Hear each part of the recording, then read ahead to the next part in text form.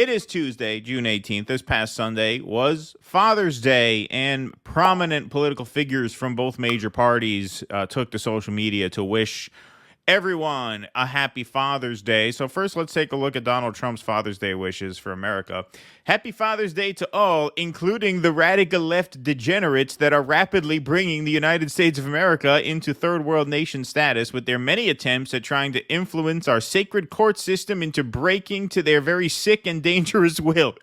We need strength and loyalty to our country and its wonderful Constitution. Everything will be on full display come November 5th, 2024, the most important day in the history of our country. Make America great again.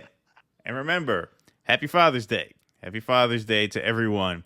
This is he has a history of doing this, of saying, have a great holiday, everyone, including these people who I hate. He's been doing this for a long time, even dating back to the years before he ran for office. I mean, those of you guys who have been on social media for a while will recognize this tweet. This is one of the all-time bangers. This is considered like one of the greatest tweets of all time, probably top 10 tweets of all time. This was from September 11th, 2013, on the anniversary of the attack. I would like to extend my best wishes to all, even the haters and losers, on this special date, September 11th. That is one for the ages. And that's before he even entered politics. That's before he even entered politics. That's before Twitter upped their character limit. So you had to be extra good. You had to get it in like 140 characters. Now it's 280, and if you're verified, it's unlimited. This was like everybody's playing by the same rules. You got 140 characters to give it your best shot. And yeah, that's as great a tweet as has ever been fired. That is a certain kind of genius. Yes. On this special date, September 11th. I like how he sandwiched the haters and losers in there. Like, I would like to extend my best wishes to all on this special date, September 11th, but he sandwiches in there even the haters and the losers on this special date. He was, even then, his peculiar genius was to be the master of the literary form of the 140 character Twitter. Exactly. Well, they said this. I forget who said it, but somebody made a very good point. They're going to compile them as Trump sonnets. Yeah, exactly. Well, somebody made a really good point. I forget who and on what channel, because this was when Trump was running in 2016. But they said, if you notice, candidates who master the new medium do very well. Like FDR mastered radio, and he did very well. JFK looked great on TV, and so he did very well, just as everyone was getting TV. Obama was great at the internet. They organized that campaign online just as the internet was becoming commonplace for every household. And Trump mastered social media at the time when social media caught on. And that was a very good point. Like, you could have seen his talent ahead of time. Like, the guy was a master of the new social media. And this forecast that talent. I mean, that is just one of the best tweets ever written. No question. No question. I mean, not to be one of those cultural critics, but you can see a steady downward slope in the information being conveyed in each of those mediums. Marshall McLuhan, like, the medium is the message. Right. Radio, okay, well, you need to really write a compelling speech. You needed to really say something. You need to really have the intelligence to craft sentences. Famously, you talk about Kennedy, people who heard the debates between him and Nixon thought Nixon won if they heard it on the radio. Right. And they thought Kennedy won if they saw it on TV. That's right.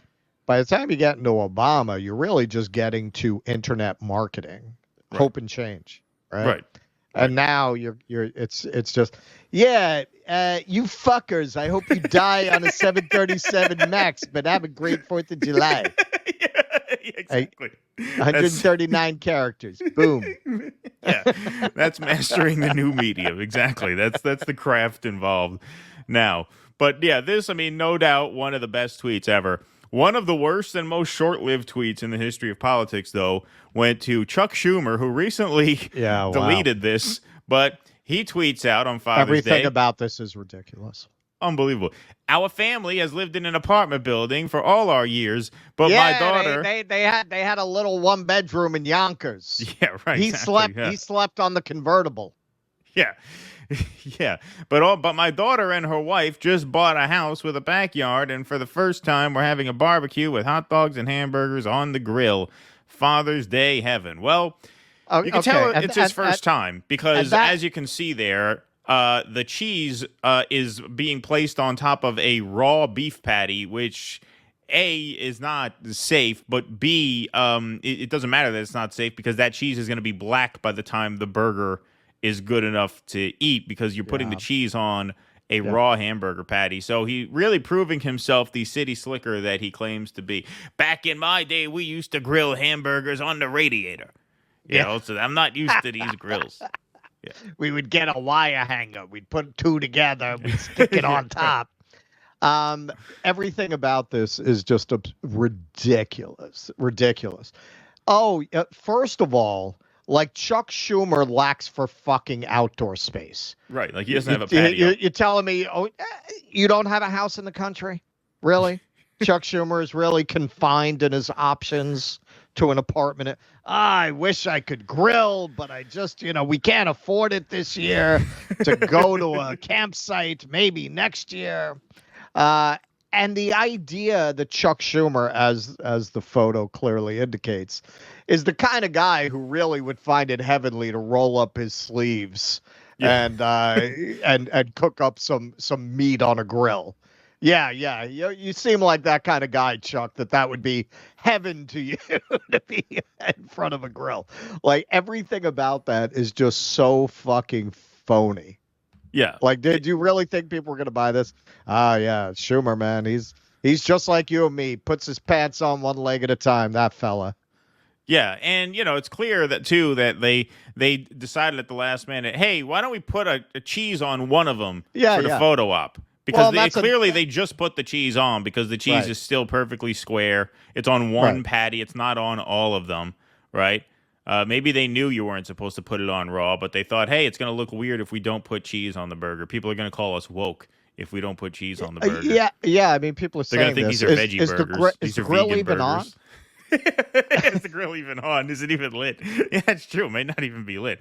The hot dogs are done already. Yeah, as you can see, they got the grill marks. Yeah, right. I mean, it looks to me like they just posed this. Yeah, like, maybe they weren't even having I don't even think burgers. he's cooking anything. Maybe they just had the hot dogs ready. Hey, let's throw some burgers on the grill and take a picture. Yeah, this was since deleted. So this did not stand the test of time on social media. This he took down. But happy Father's Day from the elder statesman of our country. Well, it tells you something about who would be around a guy like Chuck Schumer that no one noticed that this picture would look stupid. Yeah, this is kind of dumb. That nobody said that. Like if we tried to tweet that out, somebody would catch it. Oh, yeah. Nobody in his orbit caught it. Yeah, looks great. A square block of cheese on a raw burger patty with a grill that doesn't even look like it's on. Nobody there said, no, that's going to look stupid because you put that on at the end. Right. Nobody said that. Right, yeah. Yep, pretty funny stuff. Pretty funny stuff indeed. Please clap.